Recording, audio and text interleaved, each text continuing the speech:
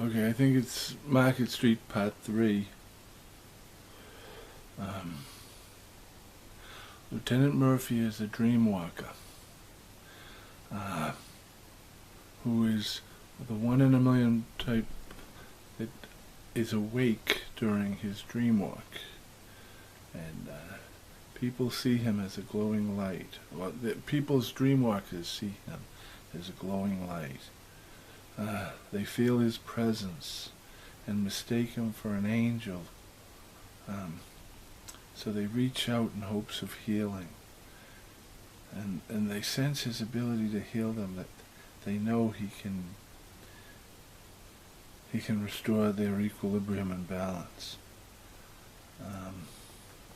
So we jump a little, keep going. Oh, here, okay. So Lieutenant Murphy is explaining to Miss Palmer. He says, I don't hate my abilities. I know I am doing good. I have seen good. I have seen the good that has been accomplished. I've seen God in the eyes of the people I have helped. It's my calling. When I am awake, I can handle it no problem. But when I am asleep, whenever I sleep, that is when it is all too much. That is when I can't keep them out. And I am driven to the point of madness. It's breaking me. My grandmother served one of your kind, and just by being near a psychic healer, she became the greatest psychic reader of her generation, of her time, world famous. Some say she learned how to go beyond my people's limitations and broke through the separation and stood among the gods. She denied that, of course. My grandmother said that when she was with her psychic healer, her mind and her abilities expanded hundredfold. It was the most exhilarating time of her life, but it was only when she was in his presence. After she lost her psychic healer, her abilities returned to normal, but she was able to live off of her glory days quite comfortably until the war took it all.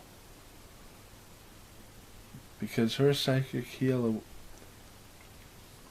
even though he was unbelievably wealthy, he became a medic on the front lines during the war. He burned through his sanity so fast that he had to be institutionalized. But what? Well, she said the drugs that they gave him, or something happened to him inside of the insane asylum, cured him of his ability, or at least shut it off, and that he lived out his life quite comfortably, content to play the fool. Fool who was in the here and now and not somewhere else. I have plenty of stories about them, the two of them. Why I have probably forgotten more about the two of them and about your kind than you've learnt. I mean, who's there to teach you? So we need each other. That we're both using each other, so be it. Isn't it better to understand our motives? To be honest and open with each other? How else can you trust me or I trust you? My abilities can be so much more, and your abilities can be controlled. I can give you more time before the insanity falls, because I understand you. What is happening to you, it all happened before, to my grandmother and her psychic healer, and for a long time it was a beautiful life. Thanks to her abilities to be being multiplied when she was with him, she became world famous. And he was born wealthy. But when the war began, one of the early ones, He felt a calling to help, and my grandmother accepted his decision and supported him. So she began serving as a nurse in the front lines just to be near him. The long night of the soul, when the psychic healer is sleeping and there is no escape from those in psychic need, were horrific at the front. My grandmother's psychic healer at one time, when my grandmother had stepped away from the bed for a moment, woke up and screamed out, "There is no God." Later, when he had recovered his strength, she asked him what he had meant by that, and he said he didn't mean it the way it sounded. It was just that there were so many of them reaching out in search of psychic healing, so many in need, praying, begging, reaching out to God, but he realized it wasn't God who they were draining, but him, and he wanted them to know who they were draining dry. Their need was so great, he was overwhelmed by it. So upon waking, he said what he said, not because he believed it, of course not, but because even though what they were doing was unconscious, subconscious, without being conscious of its effect upon him, and sleep, it was too much. I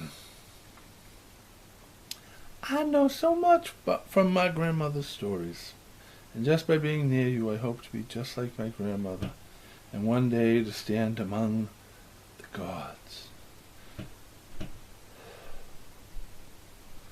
Gods? Are you nuts? I'm no god. I don't understand any of this madness. But you're right, I do feel the descent into madness.